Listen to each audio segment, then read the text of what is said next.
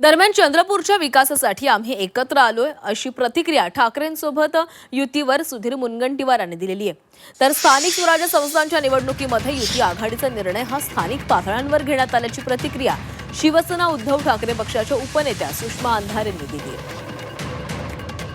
शहराच्या विकासामध्ये आम्ही सर्वांनी एकत्र राहायचं व चंद्रपूरच्या प्रगतीचा विकासाचा झंझावात वेगाने करण्याचा आम्ही संकल्प केला आहे।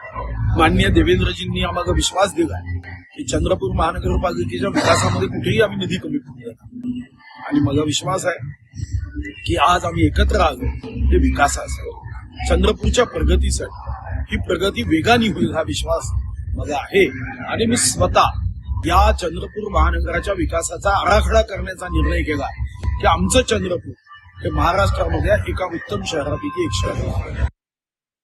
हा निर्णय संपूर्णतः स्थानिकचा निर्णय आहे। खरं तर नगर परिषदांच्या निवडणुका, जिल्हा परिषद पंचायत समितीच्या निवडणुका, या सगळ्या निवडणुका बघता प्रत्येक ठिकाणी आम्ही स्थानिक कार्यकर्त्यांना पूर्ण अधिकार दिले होते। कुणासोबत युती आघाडी असावी आणि ती कशी असावी या संदर्भात त्या ठिकाणी स्थानिकच्या सगळ्या लोकांनी आपला वेळ, पैसा, शक्ती पूर्णपणे ओतलेलं होतं। त्यामुळे त्यांना निर्णय घेण्याचे अधिकार असले पाहिजेत। ही भूमिका आमची जशी राज्यभरात सगळीकडे तशीच ती चंद्रपूरमध्ये। जी बातमी बघितली की 1.25 वर्ष काहीतरी महापौर पद त्यांना मिळतंय,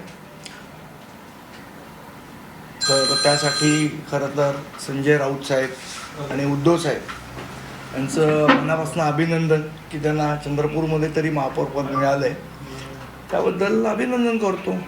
आणि शेवट आता ही गोष्ट त्यांना कळली असेल की बाबा काही गोष्टी या स्थानिक लोकांना निर्णय घेण्याचे अधिकार जसे सन्मान्य राजसाहेबांनी दिले होते आणि तसेच त्यांच्या स्थानिक लोकांना त्यांनी दिले असावेत असं मी अज्युम करतो आणि त्याप्रमाणे त्यांनी निर्णय घेतला असेल।